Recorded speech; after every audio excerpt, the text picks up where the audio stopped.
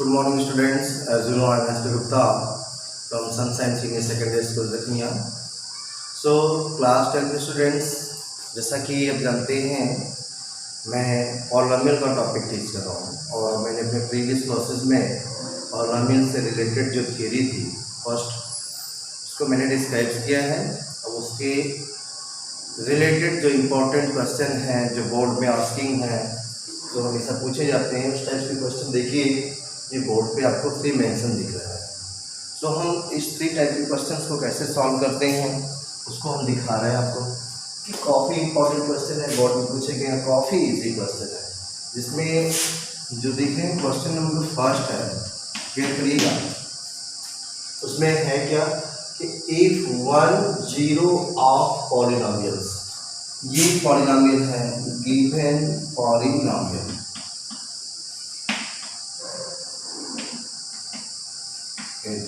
If 1 0 of given polynomial कैसा है, quadratic polynomial दिखा है। पॉलिनोमियल मैं राइट करता हूँ a² + 9 × x² + 13x + 60, ये हमारा गिवन पॉलिनोमियल। क्वेश्चन है कि if 1 0 of given polynomial this is reciprocal of other, इसका जो एक जीरोस है वो दूसरे का रेसिप्रोकल, जैसा कि देख रहे हैं कि ये मेरा क्वेश्चन में क्वाड्रेटिक पॉलिनोमियल है। So every student know quadratic polynomial have 2 zeros alpha and beta, name alpha beta देते हैं। But here in the question it is given that 0 of this polynomial is reciprocal of other. Reciprocal का मतलब क्या है? अगर एक 2 है दूसरा 1/2, अगर एक 3 है दूसरा 1/3, एक अल्फा है तो दूसरा 1/अल्फा होगा। सो हम उसी के अकॉर्डिंग सपोज कर लेंगे, यहाँ पे राइट करेंगे कि since zeros of polynomial 1, question का बोल दे दिया, इज रेसिप्रोकल ऑफ अदर, एक दूसरे के रेसिप्रोकल यूज करते हैं। Then zeros are taken as, कैसे लेंगे हम इसको, अल्फा एंड 1/अल्फा, अल्फा एंड 1/, बीटा एंड 1/बीटा ले सकते हैं, क्योंकि हम अल्फा बीटा नहीं ले सकते। एक अल्फा लेंगे तो बीटा की वैल्यू 1/अल्फा होगी, क्योंकि क्वेश्चन की कंडीशन के अकॉर्डिंग आप देख रहे हैं कि इसका जो जीरोस है, यहाँ पे जीरोस जो है वो एक दूसरे का रेसिप्रोकल है। अगर एक -5 है तो दूसरा -1/5 होना चाहिए, एक दूसरे का रेसिप्रोकल रिवर्स होना चाहिए। तो इसीलिए मैंने एक जीरोस को अल्फा लिया, तो दूसरा जीरोस जो बीटा होना चाहिए वो 1/अल्फा हो जाएगा, परसेंटेज होगा। इसलिए मैंने कंडीशन राइट किया कि since 0 of polynomial 1 is reciprocal of other, then zeros are taken as alpha and 1/अल्फा।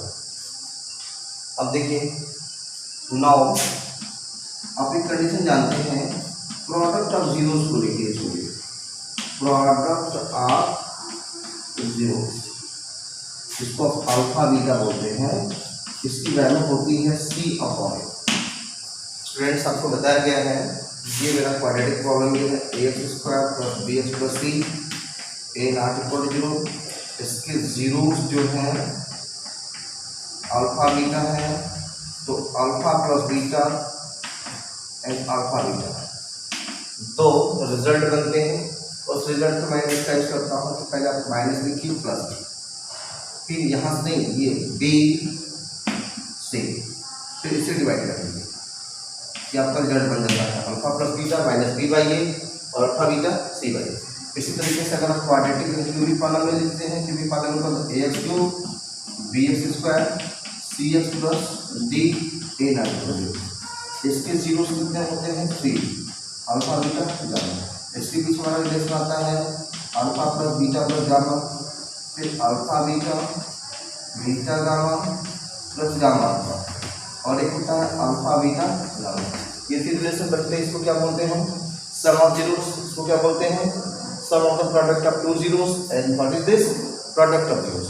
तो उसमें वही स्टाइल माइनस प्लस माइनस, फिर कौन राइट करते हैं मैक्सिमम पावर को छोड़ के answer B C D write करेंगे। ये देखिए बी सी और डी ठीक है, फिर डिवाइड कर देंगे मैक्सिमम कोएफिशिएंट से, मतलब अपॉन ए ये रिजल्ट बन गया। इस तरीके से बाई क्वाड्रेटिक, क्योंकि आपके सिलेबस में बाई क्वाड्रेटिक वाला नहीं है, ये दो ही जानते रहिए। और लीनियर करते वेरी सिंपल है। लीनियर में अगर आपका ए एक्स प्लस बी है, ए नॉट इक्वल 0 है, तो इसके एक ही 0 से अल्फा, वो तो सीधे ही माइनस से स्टार्टिंग करेंगे और ये लिखेंगे और डिवाइड बाई ए, ठीक है। तो स्टूडेंट्स जैसा कि हम पे देख रहे हैं कि इसके product of now product of zero alpha की जैसे ये पानी होता है, तो अल्फा इनटू एक तो अल्फा ली, दूसरा 1/अल्फा है, तो बीटा इक्वल टू 1/अल्फा।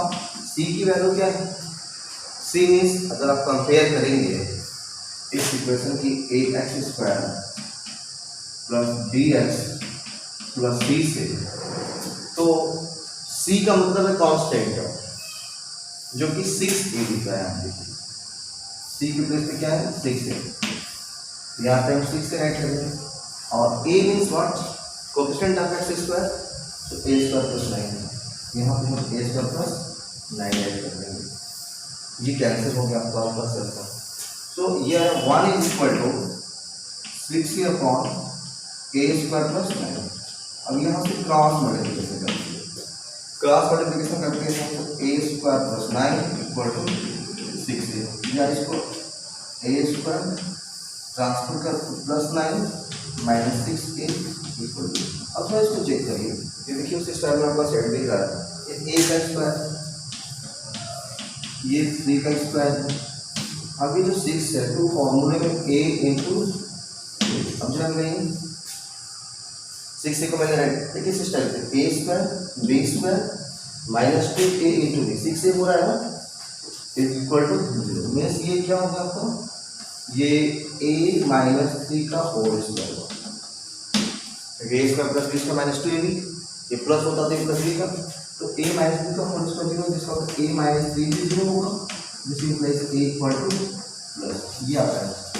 तो स्टूडेंट्स ये क्वेश्चन काफी इंपॉर्टेंट था लेकिन इजी भी है, बस सिंपल सी चीज कि इसके जो जीरोस हैं एक दूसरे के रेसिप्रोकल हैं, तो एक अल्फा व दूसरा बीटा न लेकर के 1/अल्फा लेंगे, क्यों, क्योंकि बीटा की जो वैल्यू कंडीशन मिलेगा कि दूसरे के रेसिप्रोकल है, बीटा इज 1/अल्फा।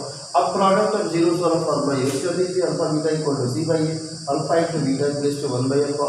c की वैल्यू क्वेश्चन में दिख रही है 6 है, a की वैल्यू a² प्लस 9, तो यहाँ पे कैंसिल हुआ है 1 equal to 6 upon a² plus 9, cross multiplication कर रहे हैं, a² प्लस 9 इक्वल टू 6 से ट्रांसफर करके साइड ले लीजिए, a² plus 9 minus 6 equal to 0, इसको देख रहे हैं ये a² plus b² minus 2ab पे सेट रिजल्ट दिख रहा है, नहीं होता तो फैक्टराइज कर लेते हैं इसको, फिर ये आपका a माइनस 3 का whole square equal to 0, therefore a minus 3 equal to 0, a equal to 3। तो क्वेश्चन ये सॉल्व हो गया। अब आते हैं नेक्स्ट क्वेश्चन की तरफ।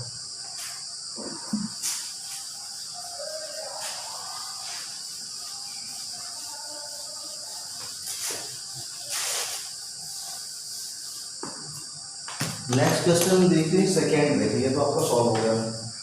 सेकेंड क्वेश्चन ये है कि if x minus a is factor of polynomial 2x² plus 2x plus 5x plus 10, factor होने का मतलब क्या है, क्वेश्चन लिख दिया है, since x plus a is a factor of polynomial, पॉलीवर्टिकल पॉलिनोमियल हो गया complete, 2x² plus 2ax plus 5x plus 10, और फैक्टर होने का मतलब देन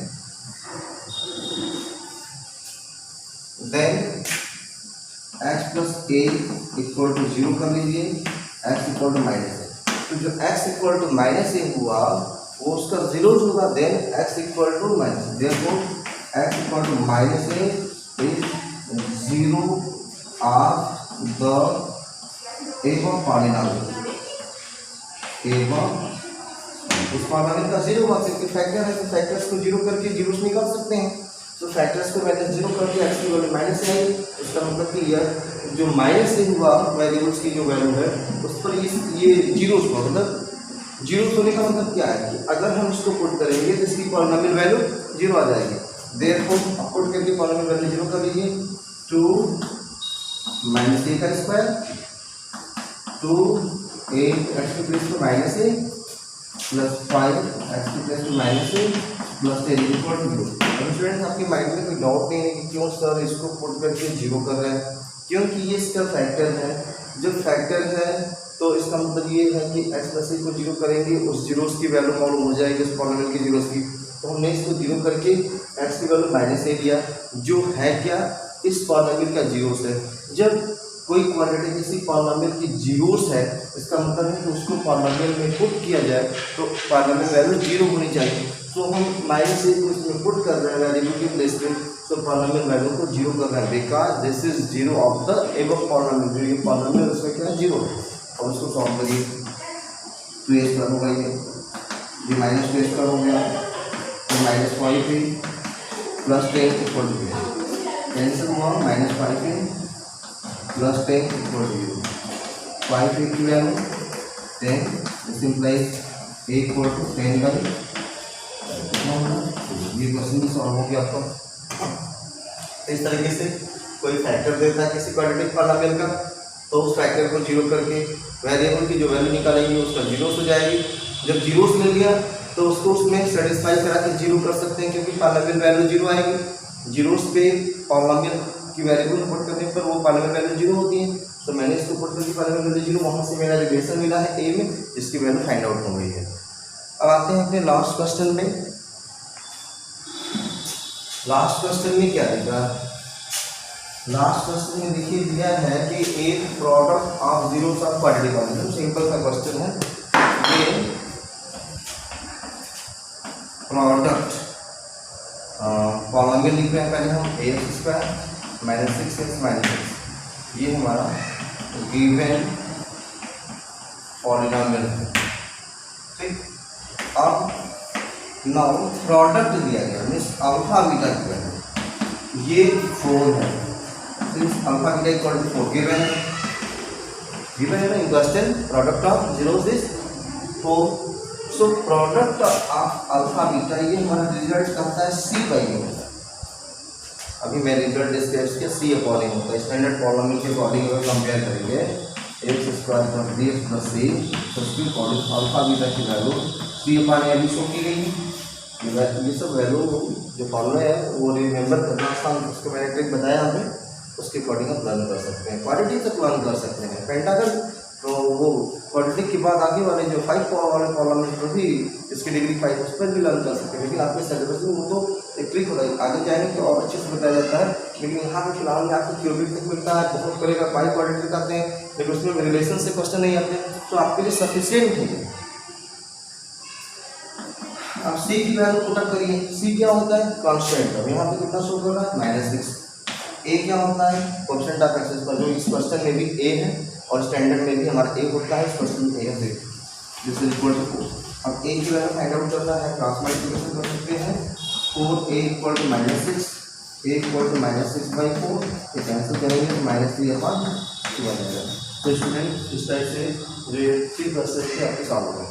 हाँ, एक चीज़ हम और बताएंगे स्टूडेंट्स कि कल हमको एक स्टूडेंट्स ने क्वेश्चन दिया था, मैं सोच रहा हूँ उस क्वेश्चन को पर्सनली ना बता के मैं सबके सामने लाइट में देता हूँ। वो क्वेश्चन था क्या, उसको मैं यहाँ पे आपको इजली डिस्क्राइब कर देता हूँ क्या है।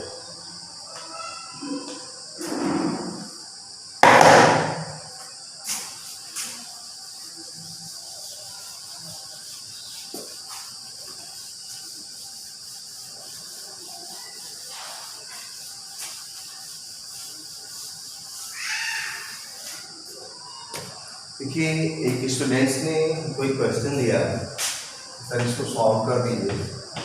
ये क्वेश्चन था क्या आपका, ये क्वेश्चन था कि if x and y, if x and y when लगाएगा, तो when x and y are divided by 7. When x and y are divided by 7, then gives a remainder 5 and 4 respectively. Question ये है कि when x and y are divided by 7, जब हम x और y को 7 से डिवाइड करते हैं, then gives रिमाइंडर, तो वो रिमाइंडर देते हैं 5 and 4 रेस्पेक्टिवली. रेस्पेक्टिवली का मतलब ये है कि जब हम x को 7 से डिवाइड करेंगे तो रिमाइंडर 5, और जब y को 7 से डिवाइड करेंगे तो रिमाइंडर 4 मिल रहा है. तो क्वेश्चन था find the remainder, find the remainder when x y divided by 7. ये क्वेश्चन है. तो आपको वो रिमाइंडर बताना है जब x y 7 से डिवाइड करें. देखिए इस क्वेश्चन को मैं काफ़ी इजीली डिस्क्राइब कर दे रहा हूँ. क्वेश्चन आपका ये था, किसी स्टूडेंट से मुझसे ये पूछा था, मैंने व्हाट्सएप पे मैसेज किया कि सर ये क्वेश्चन इसको सॉल्व कर दीजिए. Then x and y are divided by 7, then gives the remainder 5 and 4 respectively है. रेस्पेक्टिवली का मैंने मीनिंग बताया कि जब हम x को 7 से डिवाइड करेंगे तो रिमाइंडर 5 आ रहा है, जब y को 7 से डिवाइड करेंगे रिमाइंडर 4 आ रहा है. तो अब ये क्वेश्चन है कि find the remainder when x y divided by 7. तो रिमाइंडर बताइए जब हम x y को 7 से डिवाइड करेंगे. क्वेश्चन बहुत ही इजीली हम आपको डिस्कस करेंगे. देखिए फर्स्ट सिंपल वे में x को अब 7 से डिवाइड करते हैं. यहाँ एक लाइन वर्ड लिखते हैं, सिंस x, ऐसे लिखते हैं when x divided by 7, then remainder equal to 5. Then बस इसका मीनिंग क्या हुआ कि x को जब हम 7 से डिवाइड करते हैं तो क्वोशिएंट कुछ होगा, सपोज दैट भी सपोज इस वैल्यू आएगी, सपोज कर दिया मैंने. और जब इसको प्रोसीड करेंगे तो लास्ट में हमारा जो ये रिमाइंडर आएगा वो क्वेश्चन की अकॉर्डिंग 5. तो अब बताइए ये डिवाइजर, ये डिवाइडेंड है, ये क्वोशिएंट है, ये रिमाइंडर है. अब यूक्लिड डिविजन्स लेमा के अकॉर्डिंग इसको समझिए. तो अब आप राइट करेंगे therefore x is equal to divisor 7 quotient p suppose किया गया plus remainder 5, where p is non negative integer. ठीक होता है क्वेश्चन आपको कोई नॉन नेगेटिव इंटीजर होगा, कंफर्म है. x equal to 7p plus 5, x को 7 से डिवाइड करेंगे और रिमाइंडर 5 होता है. Therefore x equal to 7. Directly भी कुछ स्टूडेंट समझ सकते हैं कि when x divided by 7 and gives remainder 5, then x can be written 7p plus 5. यहाँ से तो क्लियर हो गया. जब x को 7 से डिवाइड कर रहे हैं तो p मेरा कुछ क्वोशिएंट हो सकता है और आफ्टर प्रोसीडिंग हमारा रिमाइंडर 5 आ रहा है. इसका मतलब कि इसको आप डिवाइडेड मानते हैं, इसको डिवाइडर और इसको क्वोशिएंट और ये रिमाइंडर. तो डिवाइडेड की जो वैल्यू है वो divider into quotient plus remainder होती है. अब आइए similarly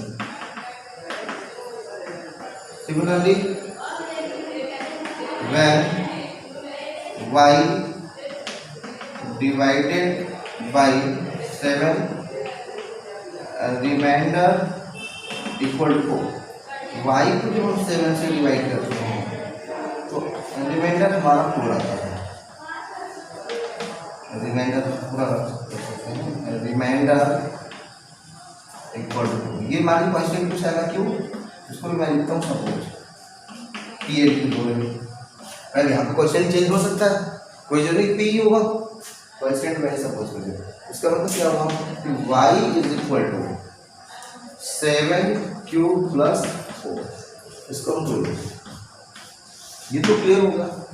When x divided by 7 remainder 5, so x equal to 7p plus 5, when clear है, मैंने यहाँ स्टेप भी कर दिया।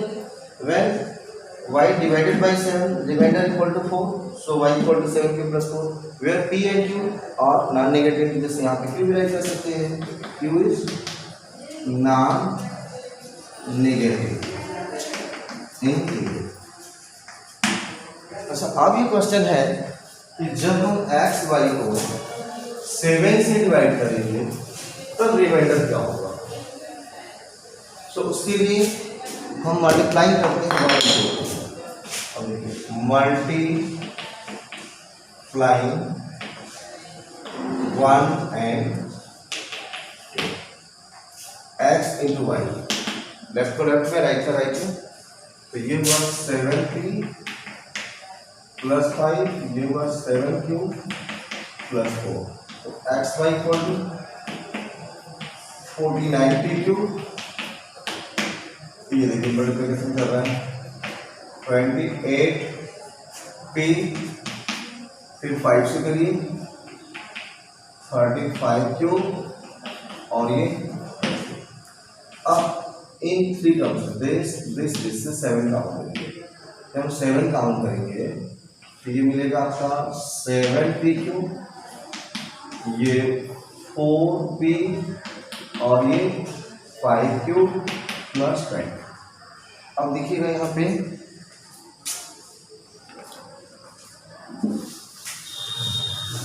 जो एक्स वाई की वैल्यू है वो हो रही है 7।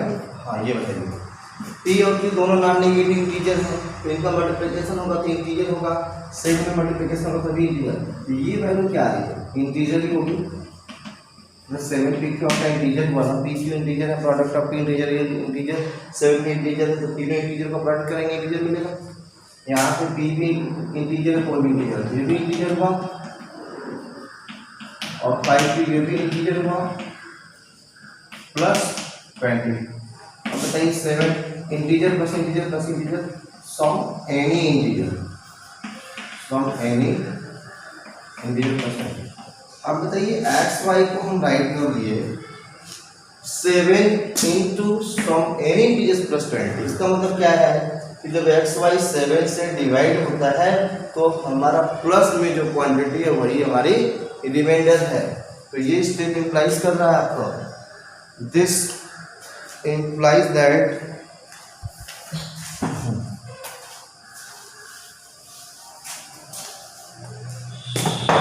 this implies when xy divided by 7 then remainder equal to, ये रिमाइंडर होगा।